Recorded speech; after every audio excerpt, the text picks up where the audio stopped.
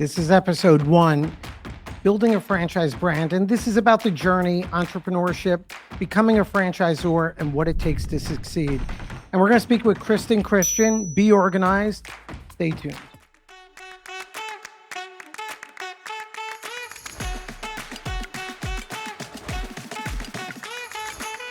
Kristen, I've been looking forward to this. Same. Thank you so much, Charles. I'm delighted to be here. So our Building a Franchise Brand series, this is episode 1.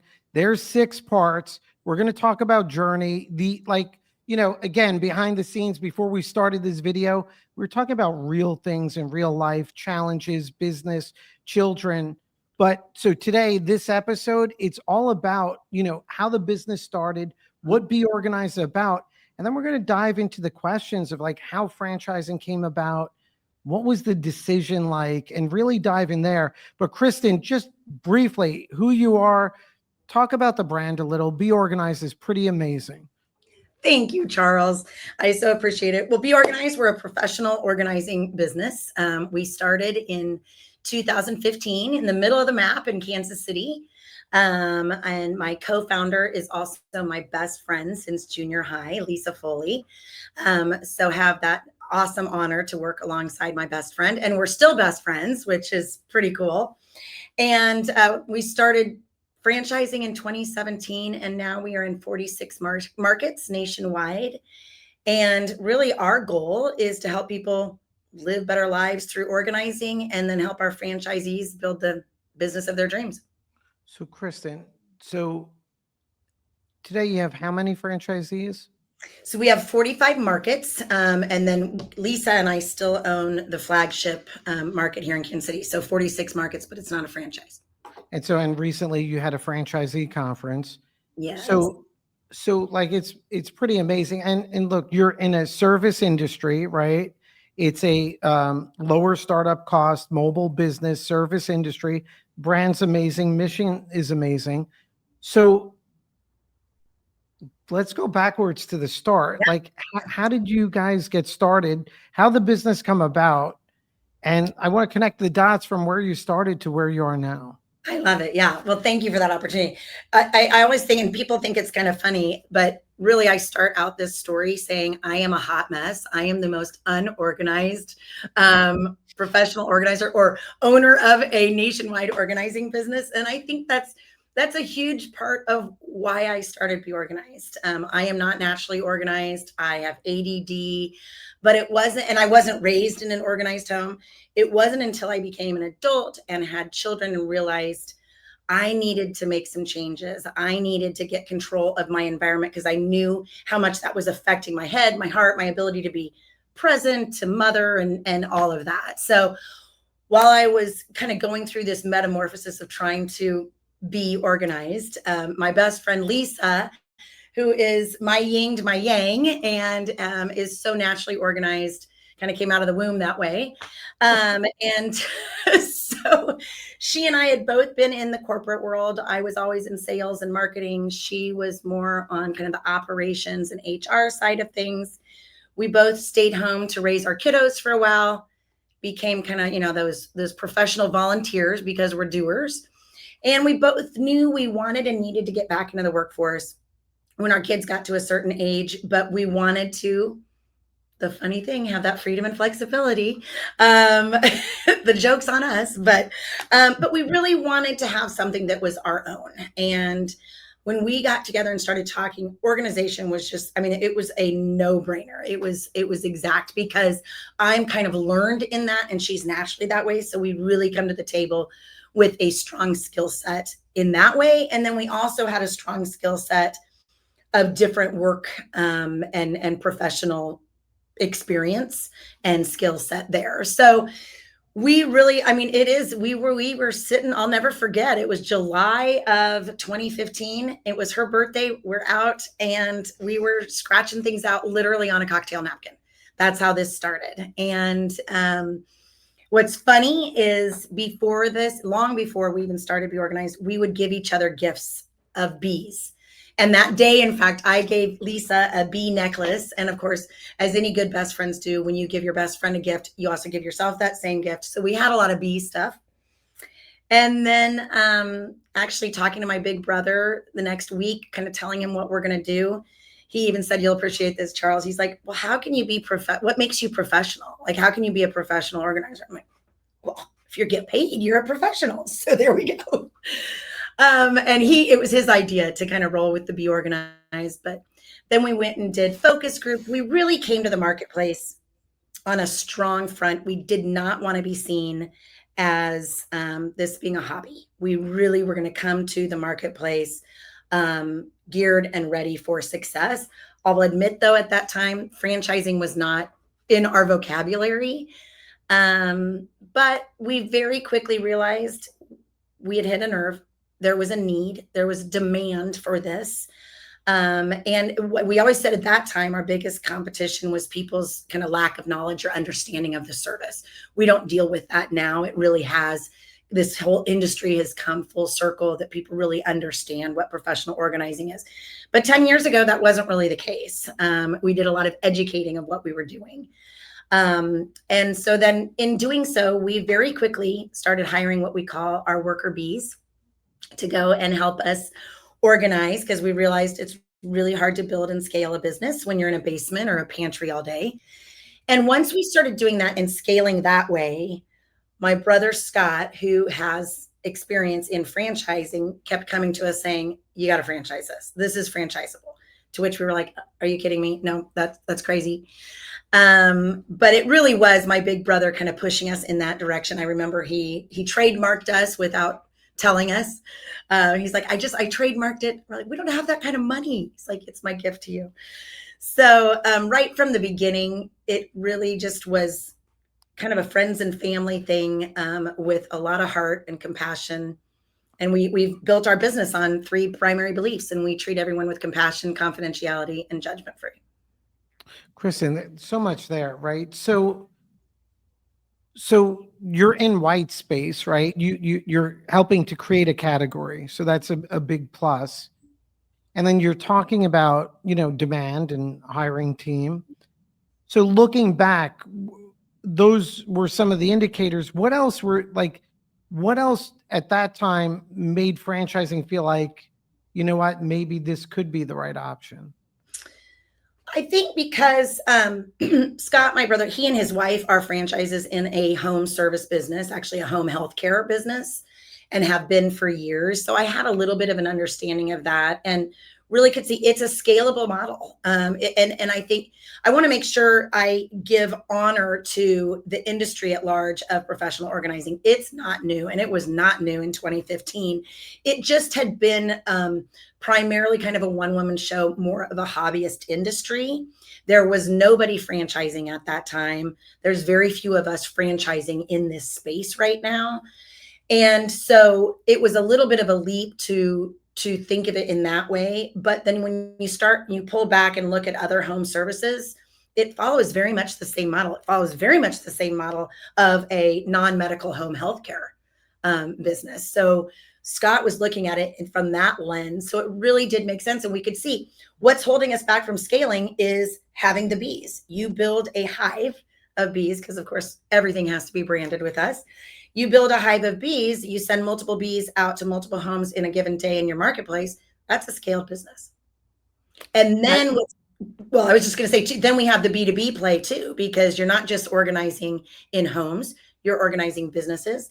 And then also we're working with seniors downsizing, so helping people in transition. So there's just so much opportunity there. Well, I mean, you're in a service not home service, but a service category, lower startup cost. Mm-hmm. It's funny too. I mean, your primary business organizing, and then, what you're sharing really is organizing a business model for success, right? So that's the irony here, yes. Right. I mean, and what I always find interesting too, as a business owner, entrepreneur, whether franchising or not, what are those intangibles to different groups or individuals start a business? Maybe it's an industry with light competition or heavy. One succeeds and one doesn't, right? And beyond capital, because I don't think it's the primary factor. What's the driving force? Founders, team, the brand. I mean, it's no coincidence that the brand is all aligned and how you're focused, B2C, B2B, and how you're operating the business. So we're going way back, not way back, but you have some insights into the franchise world. That's great. What was the decision like? Okay, let's do this. And after you made that decision, were there doubts, or what did you back then? It's so interesting to me, as you're thinking about what did you back then think the franchise world was versus what it is? Well, we always say we don't know what we don't know, right? And I was doing a presentation the other day to a business group about our franchising path, and it was hilarious because somebody asked, they said, "Would you do it again?" And it gets really hot. Sorry. Would you do it again? And I said, I struggle answering that question because it's hard. It's the hardest thing I've ever done. So I'm glad I didn't know what I didn't know, because I think if I did know the magnitude of it, so many businesses are like that, right? I don't know that I would have said, yeah, this sounds like a great idea. Wow. So there was some naivety there, which I'm grateful for. Also some just real positive, maybe misaligned confidence, but also just a real belief in what we were doing. And we were seeing it work over and over and over in our marketplace, that we had struck a nerve. There was such a need and demand. And if we approached it in this certain way with compassion and confidentiality and judgment free and kind of the team approach, that we could really do this. So franchising, that seed of franchising kind of came about, albeit I tease, I didn't know how to spell franchising back then, right? Because we didn't truly know. But we did decide, okay, that's going to be the direction we go in. I think at that time, Lisa and I would both say we were drinking from the fire hose, right? We were 2 years in. We were still organizing our business, right? We were still putting systems and processes in place. And even though we had decided we were going to franchise, our timeline got sped up a little bit, simply because social media is amazing, especially when you're starting a business. And a woman in Dallas approached us because she went to KU right down the road where we all did, a shameless plug, Rock Chalk, and loved our brand and wanted in. And so we started on the franchising path. A lot of people would say way too early. We were building the plane while we were still flying it. But I kind of think that's really business. You gotta jump and go. If you wait for everything to be in line, you would have never done it. So at that time, Lisa, my co-founder, and my brother Scott and I, we joined forces as the three of us together for Be Organized Enterprises, for the franchising side of things. So, and it really was starting another business. Be Organized Kansas City, what we started with, is an organizing company. This was a franchising company, a very different situation. And so there were absolute challenges there. It was beautiful having our, first, second, and third franchisees come in, because they were pioneers with us. They helped us build this. They knew they were coming in. We didn't have it all done. I always say we don't have our I's dotted and T's, all of them dotted and crossed now. We certainly didn't back then, but we had passion. We had a brand. We had a plan, and we went with it. Kristen, there's so many. So I agree, right? It does seem like in business, you have to build the plane while you're flying it. And I think that's the perfect, right? And so for when people are considering franchising, I mean, you're talking on so many levels. For sure, you had that built-in demand, social, there was opportunity in the space. I do think in many ways, you're never going to know what you don't know, and you learn along the way.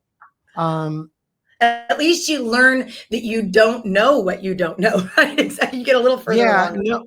I think the people, where we see brands get stuck, or the things that concern me are the ones that feel like who believe that they hired a consultant.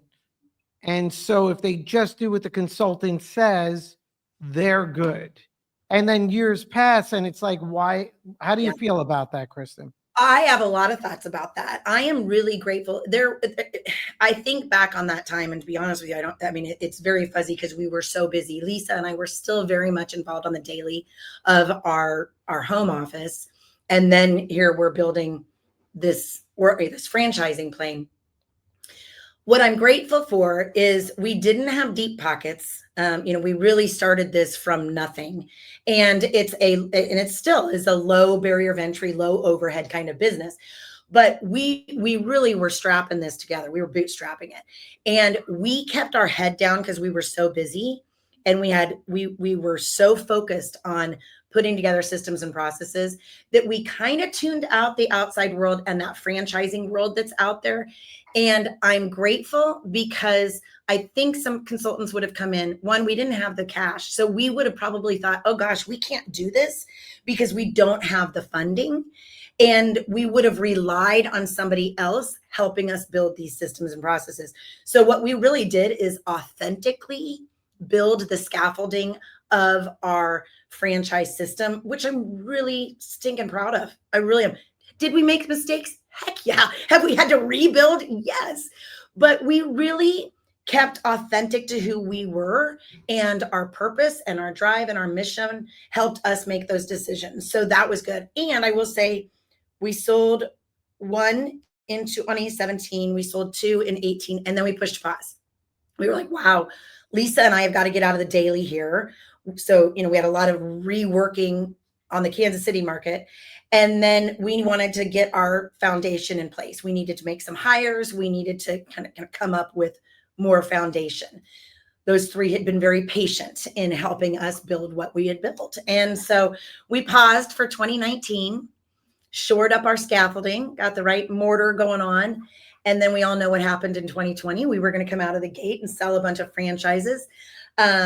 But really, I look back, that was a blessing for us. We actually sold a franchise. We sold Miami in the middle of the shutdown. And all of our businesses, while we were, yes, in essence, shut down, we were essential because we were helping people move. And so we could continue on in building. Was it a challenge? Yes. Did it hit our business? Yes. But we came out of that.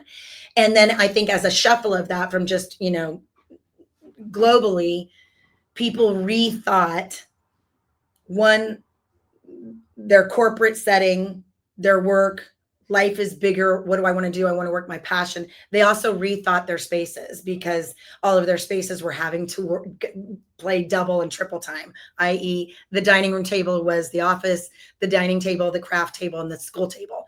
So we really came in and had an opportunity to help people there. Kristen, so many lessons here, right? So you franchise the business, you're focused on bootstrapping, which I think is smart. You're also focusing on, hey, as founders, because we don't know any different, we're going to lead this way and we're going to go on this journey and we're going to do the right thing. In your case, onboarding just a few franchisees. So you service and over support them and make them happy, right? So that's critical. Mm-hmm. You're learning along the way and you keep getting better. And I don't think, people say it costs $1 million to franchise a business, or you have to do all these things. Or I see people hire these consultants and 2 years later, they're like, Charles, I'm stuck. I'm like, because you don't know what your brand is really about.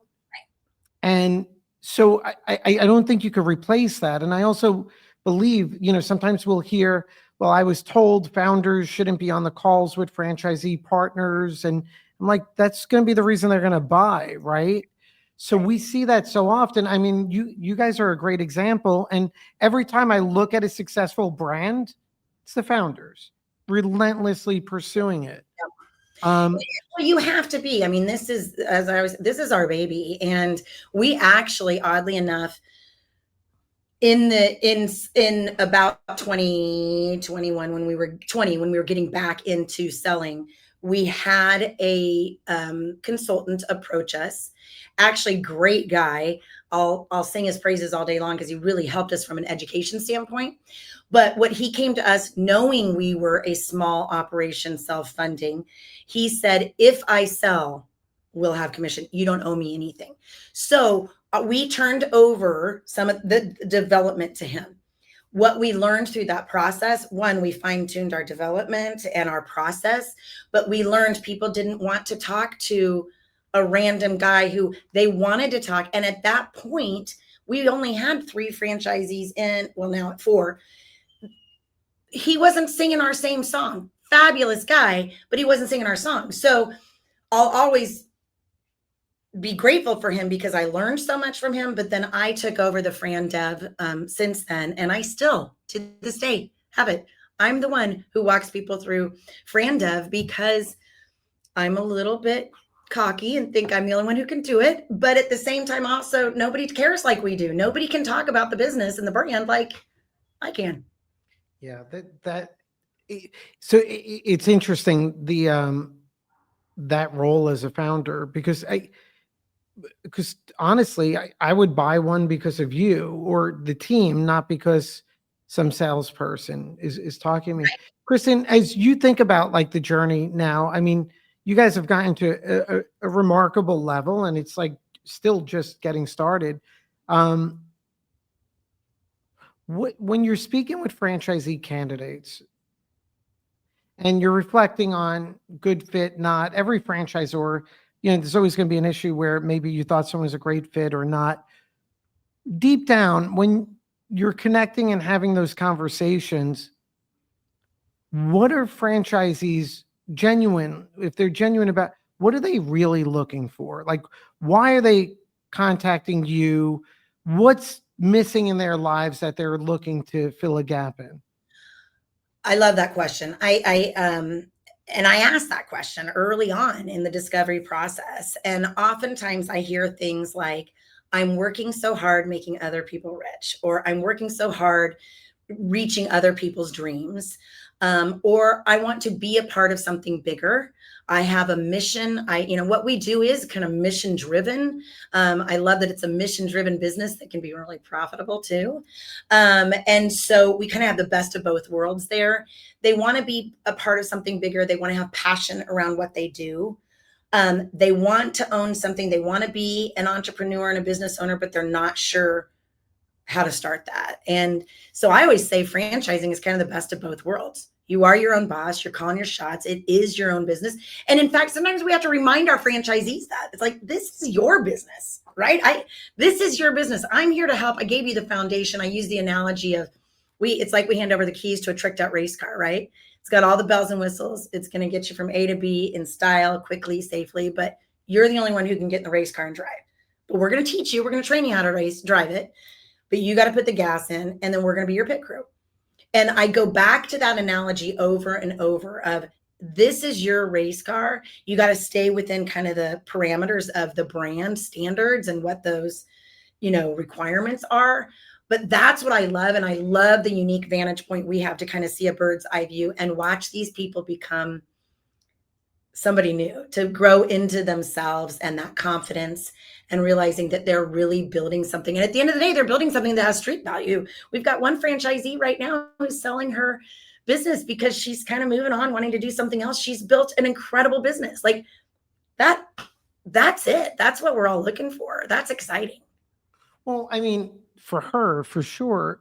Like, how does that feel like when you think about it, that like this business that the two of you just created, right? That now you have someone who's invested in it and is selling it, and it's impacting their lives. I am, yes, very proud, but at the same time, I'm so grateful because we have not done this on our own. We have brought the right people have been brought to us. It has, without getting geeky and woo woo. The right people have been attracted to us, have come to us. Everything from our COO, who is just kind of keeps us all in line. Everybody that has come to us has really, we say now, bleeds honey. So we've attracted the right people to the table. We've got incredible people here at the main hive, because we don't call it a corporate at all, right? But there's 9 of us full time at the main hive, and our job is protect the brand, protect the franchisees, and we take that to heart. And so by no means have we done this alone. We've had amazing help. And then not even to mention the partners, the people like you and your staff and other partners that we've had. We actually, I don't know if you know this, Charles, we have a small list of people that we have on our dream board of directors, and you're on it. But Proud to be. you are, well, lucky you or not, right? But we've really been intentional. I think that's a big word. We've been intentional in our growth. It's so funny. Sometimes you talk to people and they're like, wow, you're already at 46 markets. And other people say, wow, you're only at 46 markets. Why? Because we've been very intentional. We have done this with just with a pace that makes sense so that we can support. It's all about the support. And so, yeah, I'm proud, but I'm just really grateful. Yeah, and you guys are passionate. Like I feel like if I'm outside looking in, I'm like, these people will fight to the death to defend this brand, you know? Yes. And Yes. that's who you want to be with. And I think that you can't fake it, right? And it gets so frustrating because you want to see people succeed, and especially our clients and brands, and you just can't fake this. Like what makes Be Organized special is you guys and your franchisees, and it's no coincidence, everything just syncs up. And for sure, we've talked, there's always challenges, right? But they're genuine challenges. Yeah. Kristen, yeah. So right, this is episode 1. We're gonna get into so many great things. So far though, like for everyone or anyone watching this, right? Because this is a blueprint. You have founders, finding success with a business. You have, what? We're going to build the plane while we're flying, which I think gets to the whole point about seasoning a franchise offering. It's not an on-off switch. And then you still ran your business. You started your franchise company and then eventually transitioned. And you bootstrapped. And I think that's critical. Kristen, like you're reflecting on it now, and we're going to go deeper into the brand, but what do you know now that you had no clue about when you first were starting franchising? Yeah. Well, my new favorite saying around the office these days is, just like you can't kind of be pregnant, you can't kind of franchise. And so it's true. And I don't think I fully had that understanding and concept. I kind of thought, oh, this is kind of cool. We can sell a franchise here. We can sell a franchise here. But the whole concept is built on growth. And that growth can be uncomfortable. And in our system, sometimes even we get, pointed out from some of our franchisees because it is uncomfortable. It's like, whoa, why are we growing so fast? Why are we growing? You're changing. But living things change, and they have to. And so you have to evolve. And the answer to success and growth in franchising is growing that brand. Kristen, I think it's a great answer. And I mean, as you're speaking, it's sort of not directly related. What I love in working with you guys is sometimes you guys care, not get upset, but like we'll be on a call, Charles, this happened. And the good part is it's like, it's not even negative, but you guys are so focused on building that brand and that journey. And then like, what does your daughter or your husband say about where you're at in this journey now? Do they look at you and say like, how'd this happen? That's the coolest part about this. It really is. We actually, for Kansas City, we just celebrated our 10-year anniversary, and we had a big blowout party. And people just are so kind and so supportive of Lisa and I and of Scott. But yes, nothing beats your kids and their pride. And especially, I have 2 of each. I have 2 boys, 2 girls. And yes, my boys are so proud. But my girls are are so vocal about how proud they are, and that because they've sacrificed a lot. My kids have sacrificed a lot in the last 10 years, and Lisa has 3 girls, and I mean, you'll see all over in Lisa's desk there's little notes from her girls saying how proud they are of her, and so they're our biggest cheerleaders, and that's humbling because they've given so much to this business without even knowing. And then our husbands and Scott's wife Cammie. Well, it's funny. We all went on a vacation together last year. And at one point, the spouses had to be like, no more be organized talk, because it's so a part of us. We love this so much that it's not work. Right. And so, but they're our biggest fans, and that makes it all worth it, doesn't it? Yeah, that's awesome, Kristen. And as you're speaking, I'm like, it really is a journey. And then how this impacts your daughters on their journeys, because influencing them and future generations, it's like, all right, let's do this. Yeah. And yeah, no.